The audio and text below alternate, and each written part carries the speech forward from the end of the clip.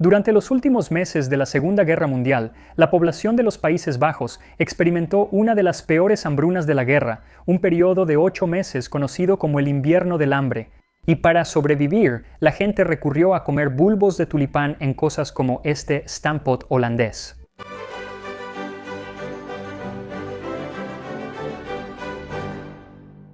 Durante siglos, una de las exportaciones más importantes de Holanda han sido los tulipanes, y cada año millones de toneladas de bulbos de tulipán en estado latente se almacenan en bodegas antes de ser replantados. Pero al final de la Segunda Guerra Mundial, estos bulbos no estaban destinados a jardines ni ramos, sino al plato.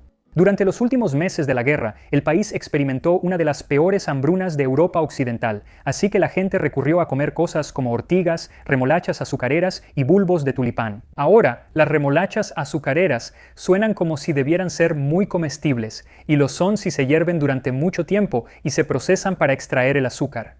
Pero esa no era la forma en que la gente podía comerlas durante la guerra, así que en realidad no eran la mejor opción para comer. Y los bulbos de tulipán no necesitan mucha cocción para ser comestibles, pero normalmente no tienen mucho sabor, especialmente si están secos, como estos lo habrían estado, y pueden ser venenosos. Así que, con la hambruna encima, en enero de 1945, la Oficina Estatal para la Preparación de la Distribución de Alimentos publicó una serie de recetas enseñando a los ciudadanos cómo usar los bulbos de tulipán de manera segura en la cocina. Había recetas para buñuelos de tulipán, sopa de tulipán, tulipanes horneados e instrucciones sobre cómo usarlos como sustituto de la harina. Luego había varias recetas para lo que se conoce como stampot. Este es un platillo nacional de los Países Bajos y se puede preparar de muchas maneras, pero esencialmente son papas machacadas mezcladas con algunas verduras hervidas, a menudo servido con salchicha.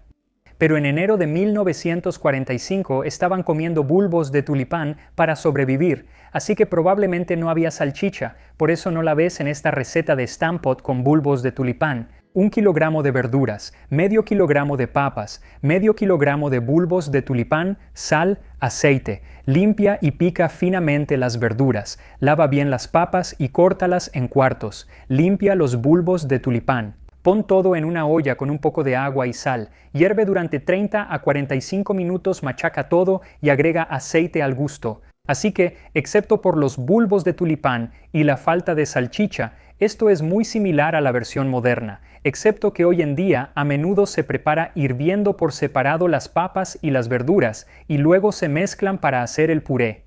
Aquí, todo se hace en una sola olla.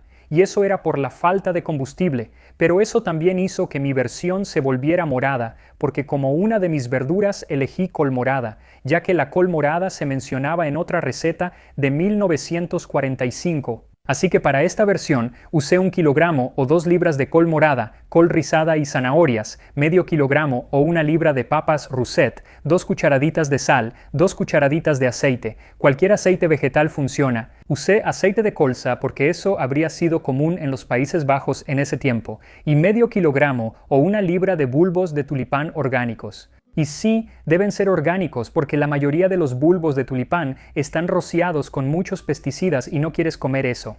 Y encontrarlos, incluso cualquier bulbo de tulipán en esta época del año, puede ser bastante difícil. Tuve que ir a varios centros de jardinería diferentes solo para encontrar algunos. Tienen muchas opciones, aunque no creo que los tulipanes sean una de ellas, así que tendrás que arreglártelas solo si quieres hacer este platillo de tulipán. Pero una vez que tengas tus tulipanes, entonces es momento de prepararlos para no envenenarnos. De hecho, mejor déjame hacerlo a mí y no intentes preparar esto en casa.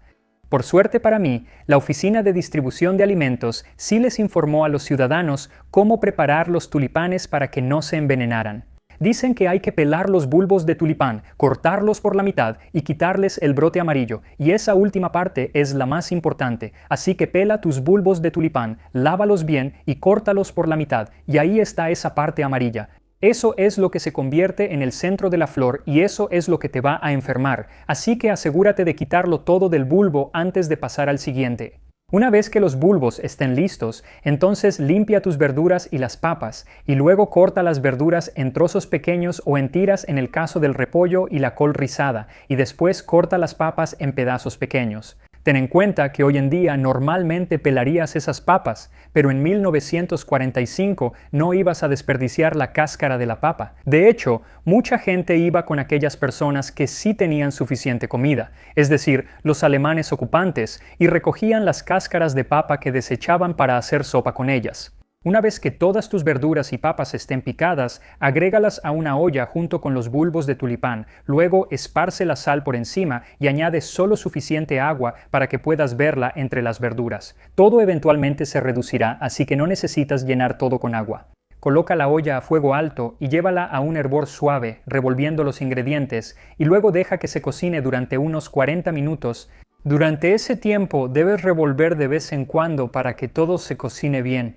Y aquí fue donde noté que el agua se había vuelto morada, y me di cuenta de que este realmente sería un platillo de papas morado, y me imaginé en mi mente a una familia holandesa sentándose alrededor de una mesa, sirviéndose este stampot morado hecho con bulbos de tulipán, que iban a comer para sobrevivir al invierno del hambre de la Segunda Guerra Mundial. A finales de la década de 1930, el gobierno holandés se dio cuenta de que era cada vez más probable que pronto estarían en guerra con Alemania. Y así empezaron a distribuir alimentos, racionando la comida para asegurarse de que la gente tuviera suficiente para sobrevivir durante la guerra. Incluso en 1940, cuando los alemanes invadieron el país, la Oficina Estatal para la Preparación de la Distribución de Alimentos se aseguró de que todos tuvieran suficiente para comer. Alimentos como la carne, los huevos y los lácteos prácticamente desaparecieron y fueron reemplazados por verduras y papas. Y en abril de 1941 incluso las papas fueron racionadas. De hecho, todo excepto las verduras frescas, la fruta y el pescado fue racionado, y eventualmente incluso el pescado fue racionado cuando los alemanes prohibieron la pesca en el Mar del Norte. Pero durante la mayor parte de la guerra, la población se mantuvo bien alimentada. Hubo algunos alimentos que desaparecieron por completo, como los que se cultivaban fuera de Europa, cosas como el chocolate o el café. Aunque sí tenían un sustituto del café disponible. Por lo general, estaba hecho con un poco de café y luego muchos ingredientes de relleno con cosas como achicoria, centeno o incluso bulbos de tulipán molidos. Incluso hay una caricatura de 1941 titulada Domingo de Bulbos que muestra a dos turistas pidiendo cafés y el propietario les pregunta, ¿querían café de crocus, de jacinto o de tulipanes reales? Pero incluso teniendo que usar bulbos de tulipán para el café, la mayoría de la dieta en los Países Bajos se mantuvo bastante estable, mucho más que en muchos otros lugares bajo ocupación alemana. Lugares como Grecia, donde la mayor parte de la comida en realidad se enviaba fuera de Grecia y de regreso a Alemania para alimentar a la Wehrmacht. Pero en los Países Bajos, solo alrededor del 34% de la comida se envió fuera del país en los primeros años de la guerra. Sin embargo, todo cambió cuando los aliados desembarcaron en Normandía en junio de 1944. Durante ese verano, mientras los aliados avanzaban por Francia y Bélgica, era solo cuestión de tiempo antes de que los Países Bajos también fueran liberados. Y el 4 de septiembre, el comisario del Reich encargado de la ocupación de los Países Bajos declaró el estado de sitio mientras las transmisiones de radio anunciaban la liberación de la ciudad holandesa de Breda. En realidad, ese informe resultó ser falso, ya que Breda no sería liberada hasta casi 2 meses después, pero eso no impidió que la gente pensara que ya había sido liberada, y por lo tanto, celebrara en grande en las calles. Al día siguiente, el 5 de septiembre se conoció como Dole Dinsdag, o Martes Loco. Y mientras muchos de los ciudadanos neerlandeses empezaron a celebrar, los ocupantes alemanes y los nacionalsocialistas neerlandeses comenzaron a entrar en pánico, muchos huyeron y con ellos se llevaron grandes cantidades de alimentos y combustible almacenados. Y en retrospectiva es simplemente desgarrador porque aquí la gente de los Países Bajos pensaba que iban a ser liberados en cualquier momento, que la guerra para ellos había terminado. Pero sabemos que los siguientes meses en realidad iban a ser la parte más difícil de la guerra para ellos. Además de que se confiscaban alimentos y combustible, también se llevaban a parte de la población. Más de 120.000 hombres aptos fueron sacados de los Países Bajos y enviados a Alemania como mano de obra forzada. Y esto estaba ocurriendo justo cuando se acercaba la cosecha de papas, así que muchas de las papas no pudieron ser cosechadas. Luego, el 17 de septiembre de 1944, el primer ministro neerlandés que dirigía el gobierno en el exilio en Londres llamó a una huelga ferroviaria en todo su país para apoyar la Operación Market Garden, una operación militar aliada destinada a liberar los Países Bajos y abrir el camino hacia Berlín. Los ferrocarriles nacionales neerlandeses acataron el llamado y cerraron la mayoría de sus operaciones. Desafortunadamente, aunque los aliados lograron liberar algunas ciudades neerlandesas, el avance se detuvo tras una contraofensiva alemana y la operación Market Garden colapsó, dejando al resto del pueblo neerlandés enfrentando la ira de los alemanes ocupantes, quienes respondieron imponiendo un embargo a todos los transportes de alimentos hacia el oeste de los Países Bajos. Entre esto, la huelga ferroviaria y que los trabajadores fueran enviados a Alemania durante la cosecha de papas, no se logró que hubiera suficiente comida disponible para la gente y muy pronto hubo escasez. Ahora, solo unas semanas después de que impusieron este embargo al envío de alimentos al oeste, lo levantaron, pero ya era demasiado tarde. Otros factores provocaron más escasez de alimentos, o si había comida, no permitían que llegara a donde tenía que ir. Cosas como los alemanes volando muelles y puentes para detener el avance de los aliados o inundando áreas enteras del país por la misma razón. Y luego, la naturaleza intervino y decidió que iba a darle al norte de Europa uno de los inviernos más fríos que se recuerden. Y así, durante enero y febrero de 1945, muchos de los ríos y canales que cruzaban los Países Bajos se congelaron, así que ya ni siquiera podían transportar comida en barco. Fue entonces cuando la gente recurrió a comer cosas como remolacha azucarera, ortigas, bulbos de tulipán e incluso el almidón de papa que normalmente se usaba para lavar la ropa. Para Navidad, las cosas se pusieron muy mal. Tuvimos que hacer fila en un carrito en la calle que repartía un cucharón de sopa de bulbo de tulipán por persona al día. Incluso la media barra de pan por persona a la semana que habíamos recibido antes ya no estaba disponible. En partes del oeste, la ración semanal de pan cayó de 1 kilo en octubre a medio kilo en diciembre, y para el final del invierno de 1945, solo 400 gramos por semana. Esto, junto con el kilogramo de papas, era toda la ración semanal de un adulto, y así muchos vivían con menos de 500 calorías al día. Además, el combustible también era escaso, así que la gente estaba talando árboles. Y luego empezaron a usar madera de desecho de la ciudad, y después a demoler sus propias casas, levantando las tablas del piso y rompiendo puertas, solo para mantenerse calientes y poder calentar su comida. Y para ahorrar combustible, en vez de calentar una olla grande o algo así, hacían estas pequeñas estufas con latas de café o latas pequeñas para poder usar solo un poco de combustible y calentar solo un poco de comida. En ciudades como Rotterdam, Ámsterdam y La Haya sí instalaron comedores comunitarios para las personas que no podían preparar su comida en casa o que simplemente se quedaron sin comida por alguna razón. Pero supuestamente, la comida en estos comedores comunitarios era prácticamente incomible. Normalmente era una mezcla aguada de papas un día y de col al siguiente. Nunca tenía un olor atractivo. La situación empeoraba y hacia el final a menudo teníamos sopa de bulbos de tulipán. Era una mezcla de sabor horrible y olor desagradable, pero no había otra cosa. Uno la comía a regañadientes. Él dijo que no olía bien, y puedo dar fe de eso porque este platillo tenía mucha col hirviendo, y hervir col realmente hace que la casa huela mal. De todos modos, la hambruna alcanzó su punto máximo en marzo de 1945, 7 meses después de que la gente pensara que iba a ser liberada por los aliados. Y fue hasta entonces que llegó algo de ayuda. Primero fue en forma de pan sueco. Después de varios meses de retrasos, llegaron cargamentos de harina de la Cruz Roja Sueca y se distribuyeron a las panaderías de todo el país. Era el primer pan de verdad que muchos habían visto en meses o incluso en años, porque era pura harina y mucho de lo que habían estado comiendo era un poco de harina y luego cosas como aserrín y otros rellenos indigeribles. Una entrada de diario del Times decía: «Acabamos de recibir pan y mantequilla de la Cruz Roja. Tan pronto como llegó a la casa, tomamos una rebanada de ese pan blanco tan fino y la deliciosa margarina. Sabía a pastel. Este pan permitió que la ración subiera temporalmente de menos de 500 calorías a casi 900 por día, pero solo duró un par de semanas antes de que tuviera que volver a bajar.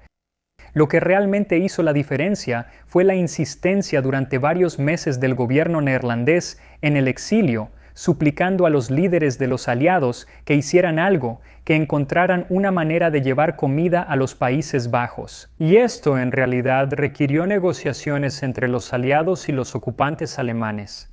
Al principio, esto se dio en forma de permitir que algunos trenes llevaran comida, principalmente papas y trigo, hacia el oeste de los Países Bajos. Y luego vinieron la Operación Maná y la Operación Chowhound. Estas ocurrieron en abril y mayo de 1945 y consistieron en oleadas de bombarderos aliados y otros aviones que lanzaban comida sobre las ciudades de los Países Bajos. El gobierno neerlandés había suplicado durante meses que se permitiera algo así, pero los líderes aliados dijeron que no se podía, porque temían que la comida en realidad terminara en manos de los alemanes, lo cual ya había pasado antes, como cuando enviaron ayuda a Grecia algún tiempo atrás. Pero finalmente Eisenhower decidió que sí, iban a enviar comida, pero tendrían que trabajar con los alemanes para lograrlo. Y así se llegó a un acuerdo de que los aviones aliados estarían desarmados. Y mientras siguieran una ruta específica, los alemanes no les dispararían. Los alemanes sí les dispararon a algunos de ellos, ocasionalmente, no tanto como probablemente lo habrían hecho, por supuesto, pero en general fue un gran éxito. Y en cuestión de 10 días, del 29 de abril al 8 de mayo, se entregaron 11.000 toneladas de comida al pueblo holandés. Ahora, esto no terminó con el invierno del hambre, pero sí lo alivió. Lo que realmente empezó a acabar con él fue la rendición de Alemania el 8 de mayo y la completa liberación de los Países Bajos. Pero incluso entonces tomó varios meses para que la gente pudiera conseguir suficiente comida y dejar de pasar hambre. Durante el invierno del hambre, 20.000 personas murieron y muchas más se enfermaron gravemente. Y muchos de ellos sufrieron estas enfermedades durante el resto de su vida, incluida la actriz Audrey Hepburn, quien estaba en los Países Bajos en ese momento cuando era niña. Ella sufrió anemia y enfermedades respiratorias relacionadas con la hambruna durante el resto de su vida. Una cosa interesante que surgió de esta situación fue en realidad el descubrimiento de la causa de la enfermedad celíaca. Verás, muchas personas a las que se les había diagnosticado la enfermedad, pero que en realidad no sabían qué la causaba, dejaron de tener síntomas durante la hambruna. Y luego, cuando llegó ese pan sueco, empezaron a tener los síntomas de nuevo. Esto llevó a un pediatra neerlandés a corroborar una hipótesis previa de que el trigo era la posible causa de la enfermedad. Interesante, pero es poco consuelo para quienes sufrieron durante el invierno del hambre y se vieron obligados a sobrevivir comiendo platillos como este stampot hecho con bulbos de tulipán. Así que una vez que tu stampot haya cocido durante unos 45 minutos, escurre tanto líquido como sea posible y luego machaca todo como si fueras a hacer puré de papas. Agrega también el aceite vegetal, que debería ayudar a darle sabor al platillo. Y aquí lo tienes, stampot con bulbos de tulipán del invierno del hambre en los Países Bajos durante la Segunda Guerra Mundial. Ahora, antes de probar este platillo, solo quería agradecer a Joron Winans, quien es un espectador, por ayudarme con todo este episodio. Él fue quien encontró la receta y me ayudó con las traducciones y todo lo demás. Así que muchas gracias por eso. Y ahora, probemos este stampot. Un poco de todo. De hecho, es algo bonito, de cierta manera.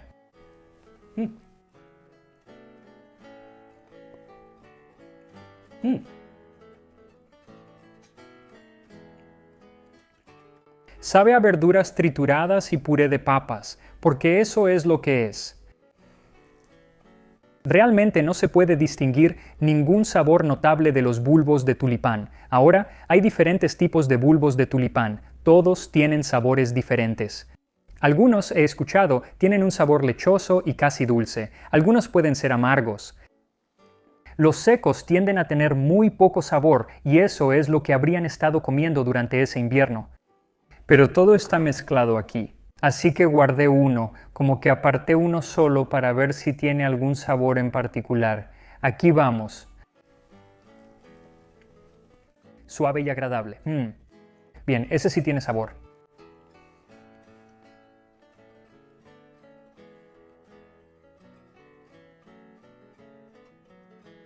Interesante. Al principio sabe a tierra, como tierra metálica. Muy metálico, de hecho. Pero luego algo dulce. Tierra. Tiene un toque de dulzura. No voy a mentir. Me gusta ese sabor.